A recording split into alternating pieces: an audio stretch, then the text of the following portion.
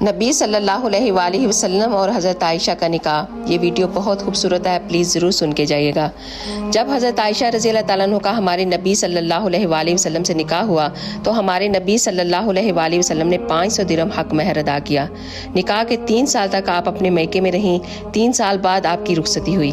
जब आप हमारे नबी सल्लल्लाहु अलैहि वसल्लम के घर तशरीफ़ लाईं तो उस वक़्त हमारे नबी के घर में आपकी ज़ियाफ़त के लिए सवाए एक प्याले दूध के और कुछ भी नहीं था, जिसे आप सल्लल्लाहु अलैहि वसल्लम ने भी नोश फरमाया और हज़रत आयशा ने भी पिया। और फिर शादी के बाद आप जिस हुजरे मुबारक में रहीं उसकी कुल कायनात एक चारपाई, एक बिस्तर और एक खजूर की छाल का बरा हुआ तकिया और कुछ मटके थे पानी और खजूर रखने के लिए।